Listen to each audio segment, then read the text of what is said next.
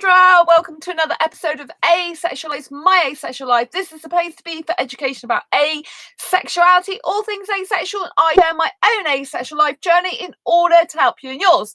If you haven't already subscribed, please hit the great big subscribe button down below, right here, right now. Please hit that great big bell icon so you get notified of every time I go live like now, post a new video, and don't forget to give this video a thumbs up as we go along if you're enjoying the content.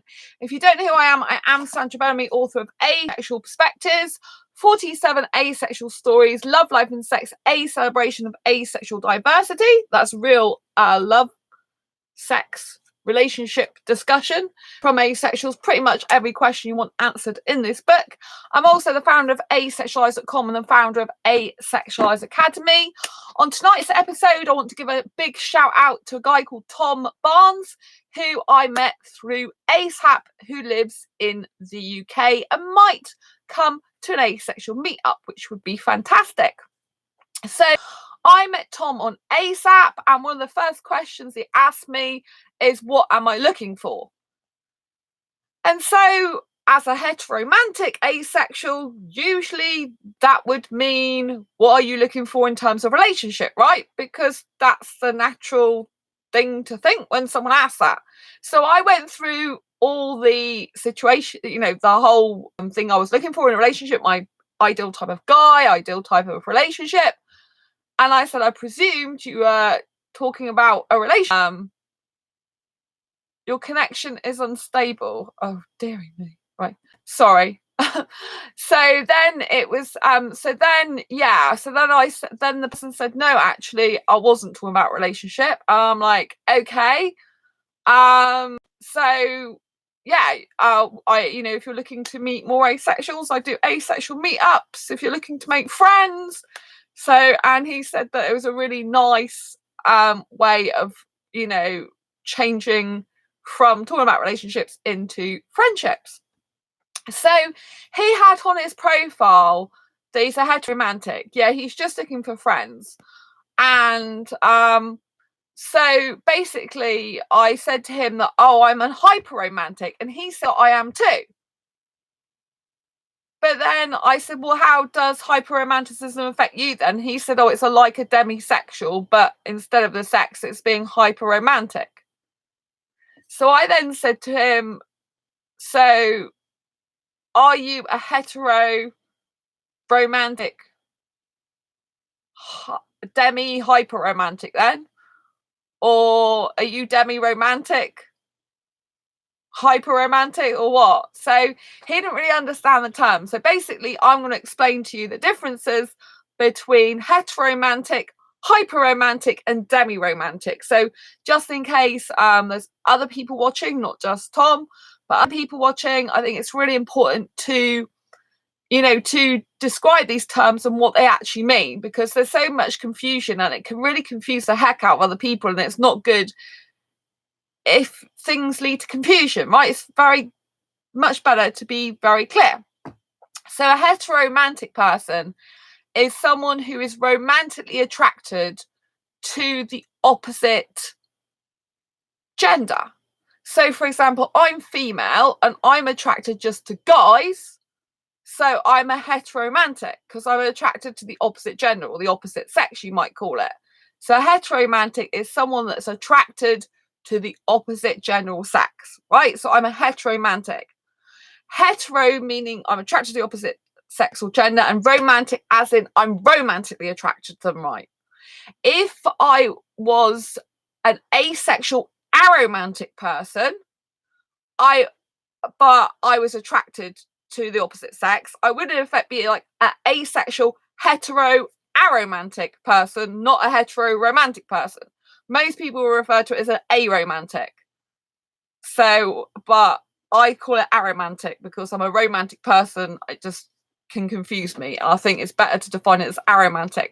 So basically you can get aromantic sexuals and you can get aromantic asexuals. Aromantics are those who lack romantic attraction. They don't have any romantic attraction whatsoever, right? And demiromantic is on the aromantic spectrum.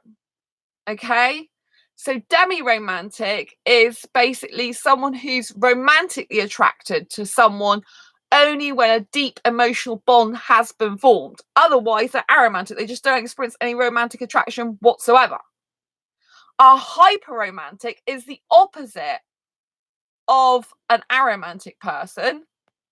So an aromantic person, I've just said, can't experience any romantic attraction whatsoever. Pure aromantic person. Whereas a hyperromantic is excessively romantic. They're so romantic. I'm a hyperromantic. I'm excessively romantic. I see romance in everything, every day, all the time. I just love romance. I get a high on it, even on my own. I go out dating myself and feel great. Take myself out for meals and I feel wonderful. I've been listening to loads of romantic love songs recently, and I've just been feeling great on my own because I was like, yeah, I have the romance. Let's romance myself, you know. I like flowers. I like going out. I just love all the romance, right? So I'm a hyperromantic. And with me, I'm exception to most of the rules, as usual, is I don't experience any platonic attraction. So when I meet a guy initially, usually I always see everything through romantic tinted glasses. Either I think they're romantically interested in me, or I'm romantically interested in them, or could be both. Right, so everything I see is kind of romantic. I don't see someone and think, oh, I could be a good friend to them straight away, usually. Usually with me, it's just romance all the time. That's how I am, because I don't experience any platonic attraction, which is not normal for an asexual. Most asexuals and most people in life, they have this, well, probably not heterosexuals, actually. They kind of jump from sexual attraction into a relationship quite quickly. But I think asexuals in general have this strong platonic attraction. They really want to make friends and be close to people as friends, whereas I don't get that. I don't have that, so it makes life very difficult for me. But it's really important to not just use the term hyperromantic willy-nilly. To be a hyperromantic, it means you're excessively romantic. It means if I started talking to you and you were a hyperromantic, you would start thinking about romance with me. You would start thinking about a relationship with me because you'd be hyperromantic. Everything you'd see would be through romance, and you'd fall in love easily. If I don't get crushes, but if you get crushes, you get crushes easily. Do you know what I mean? You'd be having feelings for someone and getting attached to them very quickly and easily because you're hyperromantic. This is what happens with hyperromantics. There's not many of us that I've actually found in the world. But, and it's like, you really want to talk to that person, want to hold their hand, kiss, cuddle. Like with me, I like to be loved up 24/7, like kiss, cuddle, hold hands. And when I'm out on my own dating myself, I'm just loved up all the time. I just love it. It's like being a natural high on dopamine all the time of myself. So it's really important to understand what a demiromantic is in comparison to hyperromantic. A demiromantic is someone who can only experience romantic attraction if and when a deep emotional bond has been formed, but it doesn't guarantee they're still going to have romantic feelings for that person. It could be a couple of years this could take as well. So really, a demiromantic would have to be friends with someone for a very, very long time, usually, before they start experiencing romantic attraction to that person. And it doesn't mean to say that just because they've been friends with someone, they're ever going to feel that romantic attraction for them. So demiromantic is on the aromantic spectrum, because when they're not in the state of being demiromantic, they are aromantic. They are only wanting friends. They could have platonic friends, close friends, really need close friendship, but they just see everyone as mates. They don't have any romantic attraction towards anyone whatsoever. And if you're saying you're heteromantic, that would be different. A heteromantic is someone who does experience romantic attraction. So a demiromantic, a heteromantic are different. A heteromantic is someone who gets attracted to the opposite gender or sex romantically. They want romance. They want the kisses, the cuddles, and they feel romantic attraction. Okay, a demiromantic doesn't feel romantic attraction. Only when a deep emotional bond has been formed, and that's under, like limited, rare, specific circumstances. Usually, it kind of comes under the grey A section of the romance, but it's only with certain people. Like there is grey romantic, which someone who's grey romantic can only feel limited romantic attraction under, it's like romantic attraction under limited, rare, or specific circumstances are grey romantic, but not enough to want to act on it. So it's kind of like a grey romantic is between aromantic and kind of demiromantic, but demiromantic's kind of in the grey area of aromanticism, because with a demiromantic, they will only experience romantic attraction for limited people. Usually it's quite rare. Do you see what I mean?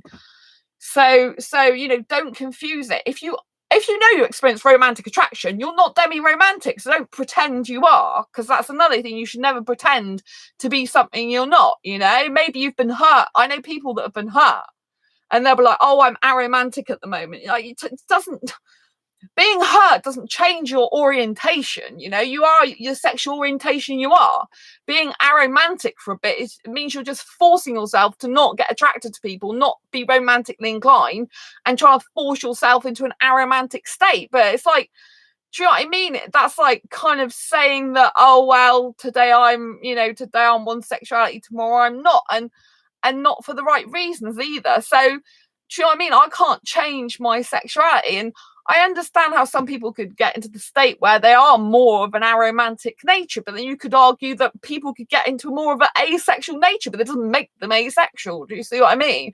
So you have to be very careful that you're being completely honest with the people you come into contact with, And like I said, I mean, there are other factors as well, because a demiromantic could be also a cupiromantic. So I've got a friend that I made recently, and they are a cupiromantic demiromantic, which means that a cupiromantic is on the aromantic spectrum, but they don't experience any romantic attraction at all, but they strongly desire a romantic relationship despite not experiencing romantic attraction.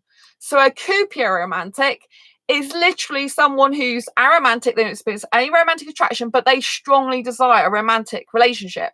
So they could be in a relationship with a heteromantic. They're likely to be in a relationship in the future with a heteromantic because they want the romance. They want the kissing, the cuddling.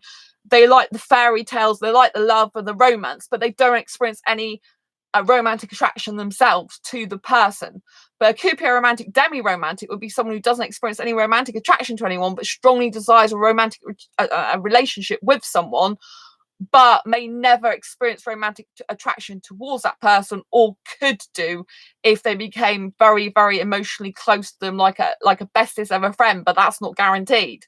So someone who ends up in a relationship with a cupiromantic, for example, if you were heteromantic, you would have to accept the fact that that person may never love you in a romantic attraction way, and that it would be up to the heteromantic if they could accept that. I mean, it might be that the cupiromantic just is so romantic in what they want with you that the lack of romantic attraction is not noticeable, in the sense they're acting as though they're romantically attracted to you because of all the romantic stuff they like to do with you. But if you're a romantic who really desires to be desired romantically, like you really need that guy or that girl to be so like, oh, I love being with her, it's amazing, I feel so much romance with her, and innately instigating the romance, innately like trying to be romantic with you, then obviously it's not going to work. Because a cupiromantic desires all the romance, but it's kind of like you've got to lead the way with them, you've got to be romantic with them, you've got to show them the romance, even though they've probably got an idea of it and what they want to do. They probably wouldn't lead it because they're not naturally romantically attracted towards you. Do you see what I mean? I mean, I've never actually been in a relationship with a cupiromantic, but I just know from speaking to my new friend and from other people I've known, kind of like what I can imagine what it would be like. And so, please don't mix all of these up. If you are someone who's attracted to the opposite gender, but you're a demiromantic, then you could put something like, I'm a hetero demiromantic. Hetero meaning I'm only attracted to the opposite gender or sex, and but I'm demiromantic towards them. I'm a guy or girl. If it was me writing it, I'd be like, I'm a hetero demiromantic, so I'm attracted to guys only romantically when a deep emotional connection has been made, otherwise I'm aromantic, if it was me writing that. So I'd be a hetero demiromantic. Or you could be a hetero aromantic person, which a demiromantic is until they form that deep emotional bond and become romantically attracted to a person. So you can put hetero in front of everything. And like, I'm a hyperromantic, so if I'm a hyperromantic, I identify as a heteromantic because I'm obviously romantic because I'm a hyperromantic. And then I identify as a hyperromantic too, because I'm like heteromantic, like there's quite a significant amount of people in the asexual community that are heteromantic. So I'm attracted to a guy romantically, opposite gender, but I'm also a hyperromantic. So I put that on there. So I'm like what a normal person would be in terms of romance, if there is normal, plus 10 times that. You know what I mean? I'm a hyperromantic. So I like got this foundation of romance with the great big icing on the cake of 10 times or more romance. So I'm like exploding with romance, whereas a heteromantic would just be like normally down here. I'm like up in the mountains of romance. Do you know what I mean? So you mustn't confuse it, because if you start confusing it, it becomes very difficult in relationships. Like I'm a hyper-romantic, like I said, so I see everything as pretty much romance. Like every new guy that's talking to me, I've even changed my profile now to ASAP, saying, please tell me where you're interested in relationship or friendship. Because looking for a relationship or friendship, I think that's what I've put, something like that, you know, because I'd rather a guy just tell me up front, you know, I'm looking for a relationship or I'm not looking for a relationship. Do you know what I mean? It just makes it so much easier. It's like, well, yeah. So let me see what I've put in here. I changed it yesterday because it's just like, you know, let me see what I've got in my, I don't want my inbox. So yeah, I've there's so many adverts on here. Yeah, so I put let me know if you're looking for friendship or romance. Do you know what I mean? Because I just get fed up with not knowing. Because with I've been in the heterosexual dating, love, relationship world for a very, very long time before I came across the fact I was asexual in 2014. So I see the world originally. I'm trained to see it in the heterosexual, heteromantic way, right? So usually in that type of world, you know, the bigger world, large heteronormative world, romance and sexual attraction always go together. I never had the sexual attraction. I had high arousal levels and didn't realize that wasn't the same as sexual attraction. I never consciously thought, I've never looked at my guy and thought I want sex with him. So now I know the difference. But, you know, I was in that world for years. I understand it. I lived and breathed it. I acted. I was it, you know, living that life. And so when a guy in the asexual community starts talking to me and says some similar stuff to what a heterosexual romantic guy would say to me, I think he fancies me, because some of the wording is exactly the same. And I know in my past and in the bigger wide world that if a heterosexual guy was saying that to me, he'd fancy me. He'd be flirting with me. He'd be after me. He'd be wanting a relationship with me. It's so much easier. Within the asexual community, it's really hard for someone like me who's had all that years of training, if you like, to know that that's not what an asexual a lot of the time means, unless they're on the more sexual end of the spectrum. So it's very difficult. It becomes very difficult. You know, it's like how can I put it? Like for example, I had a Skype date once. I'm not going to say who it was with. And the person said, you know, I was talking and I said they were making me smile and I was feeling really gay. And they knew I was romantically attracted to them, right? And then they said to me, oh, I'm looking forward to putting a bigger smile on your face when I Skype date you. And if a sexual person said that to me, I know they were flirting with me. That would be a sexual person flirting if they said that. You know, it'd be very flirtatious, very over-friendly, really fancy the pants off you. That's what that would mean.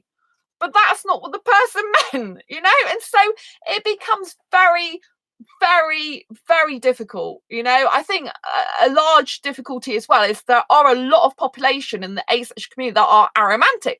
Those that do not desire a romantic relationship, those who are looking for very close friendships. Now, a lot of the time when they define their close friendships and what they want in a close friendship, a lot of the qualities they have in those close friendships are what I would always associate in the past with a romantic relationship. So I can't very easily get away from all this stuff over here, which all these aromantic people keep talking about, and the closeness of being with them in the friendship relationship with them is pretty much identical to what I'm used to in a romantic relationship, or my ideal romantic relationship that I never had in the past. And so therefore it makes it very, very difficult, because I'm like, hang on a minute, this guy over here is what I've always wanted. The bestest ever friend, the soulmate.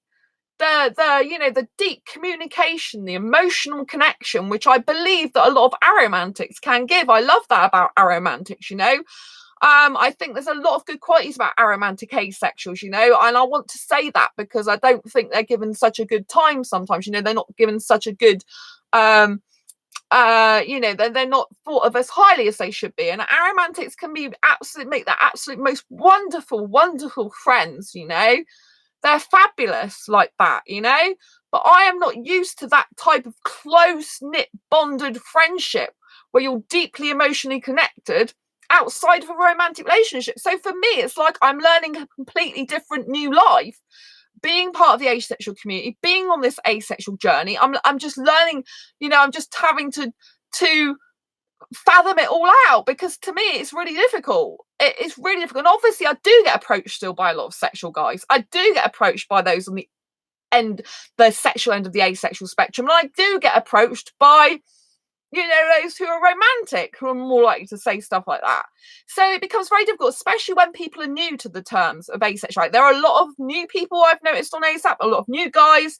Some of them are unsure themselves and confused themselves. So if they're confused, I'm going to be confused about their intention and how they feel about me potentially, or what they're wanting from me, or what they're wanting out of connecting to me. Do you see what I mean? Because if they're not sure, then I'm not sure. And if they're new to the terms, they could just say, well, I'm aromantic because like a large population, the largest population of asexuals are aromantic, without actually realizing that means you lack romantic attraction, because they could think it means they're a romantic person. And so they could be full on being carrying romantic feelings for me, yet I just think they don't have experience any romantic attraction because they call themselves an aromantic, when really they're a romantic person. Do you see what I mean? So this is how they can be a lot of variations. They can be a lot of difficulties in understanding the different variations. And some people are like, well, why have labels?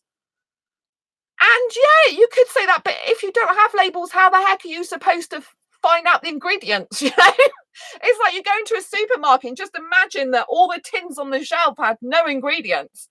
I mean, how would you know what's in each can?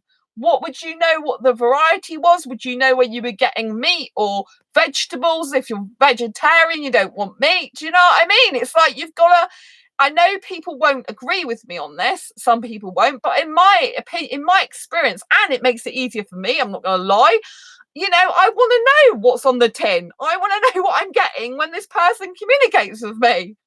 You know what I mean? I want to know that, is this a sexual person communicating with me? I want to know, is this an asexual person communicating with me? I want to know people's intentions. I'm a very direct person. And I think a lot of people are not used to that, especially a female. They're not used to females being so direct. And I'm very direct. I mean, I do have some guy traits that I'm quite proud of. I have mostly guy friends because I usually like it. They tell it like it is. I then get on really well. They don't talk about painting nails and plastering themselves in makeup and wearing short skirts and going out on girly nights, which most of the time I'm really not interested in. I'm not that type of person. I'd rather go around go-kart racing or laser quest or hang upside down on a roller coaster. Do you know what I mean? I'd rather be doing stuff like that than, I'm not interested in painting my nails and looking like whatever, or housework, or I'd rather be building a website, I'd rather be business girl, because I love that type of thing. But I still got a girl side to me, which is the more feminine side, if you like. So I think it's really important to define who you are for yourself and for other people, really. But if you don't want to, that is your prerogative. I just think it makes life a lot easier for those you come into contact with, if you're on asexual dating sites, if you're on asexual apps and things like that. Because obviously with ASAP, you could be looking for a relationship or chat or friendship. But honestly, when the Tom Barnes said to me, which I did mention him at the beginning of this video, when he asked me, what are you looking for? I mean, the natural thing with that would be a relationship. I don't see how that question would come into friendship, because what you're looking for, friendship is friendship. So I don't understand how anyone would put that in a different context. Do you know what I mean? Like, if you're looking for friendship, you're looking for friendship. If you're looking for a relationship, it's like, what are you looking for in a relationship? So that really confused the heck out of me. But I was glad that it turned around to talking about meetups, talking about friendship and stuff like that more. So, because I mean, at the end of the day, I like to know where a guy is interested in me romantically or not. Oh, thank you for the thumbs up. I like to know if a guy's romantically interested in me or not. And when he did originally say he was a hyper romantic, then changed it to demiromantic. So I'm still not kind of sure about him. I don't know, because he said he's new to the term, so he could be just discovering about himself, you know. But honestly, if he is, if he doesn't experience any romantic attraction unless a deep emotional bond has been formed, then usually doesn't, then yes, he would be demiromantic. But if he like finds himself like he starts talking to someone, he starts having romantic feelings, he starts then being very romantic and wanting to be in their life, chat to them loads, I don't know, kiss, cuddle, all the rest of it, do you know what I mean? Like all the romantic stuff, then, likely he's a heteromantic. So I think asexuality is a journey. I think it's a journey of discovery for yourself and for other people around you even. I know throughout my own journey, I've discovered things about myself that weren't very consciously apparent before. So some people live a conscious life and some people live an unconscious life, right? An unconscious life is what most people live. They go to work, 9-to-5 job, they come home, they're kind of in a daze, so, they just do the routine things like a robot. It's like when you drive a car. I don't drive, but some people drive and they're driving along and they're not really thinking about what they're doing. They're just naturally doing it, and they might start driving and kind of space out. And then all of a sudden it's like, oh, what am I doing? I need to keep my eye on the road. And that's like they're being unconscious, they're not living a conscious life. A conscious life is something I live. But when you live consciously, it does make you think. You're constantly analysing, thinking about things, thinking about your growth, thinking about progression. You're seeing the life in a completely different world. You're seeing people in a different way. It can really open your eyes, and so I'm very consciously aware of how I feel all the time. I know I'm a hyperromantic. Some people wouldn't admit the stuff that I admit about myself. Some people would deny it about themselves. It's like I have high arousal levels. Is that a good thing to admit if you're asexual? Some people might argue no, because you're meant to be asexual. I am asexual, just I can't help being aroused. It's just a fact of life. But I bet there are quite a number of asexuals that keep that hidden because, well, I know they are because they private message me. But because they're ashamed, or they're worried, or they're frightened, or they're scared because they know they don't want sex, but they have arousal and they don't understand themselves. I'm like, I get aroused. So what? I don't want sex with anyone. It doesn't make me sexually attracted to anyone. You know what I mean? It's just what happens to my body and what happens to me. I'm just an individual, and that's okay. And I think that's what you've got to remember. You're an individual, and that's okay. And my full title is a heteromantic, hyperromantic, grey asexual younger cougar who doesn't like sex, just kissing. And I don't actually experience any sexual attraction, so I'm not a textbook grey A, but I feel more comfortable saying that. So I have a long label, and that really suits me. So just to clarify those 3 different terms I mentioned at the beginning of this video, in case you didn't watch this video, and to just give you clarification, a heteromantic is someone who's romantically attracted to the opposite gender of sex.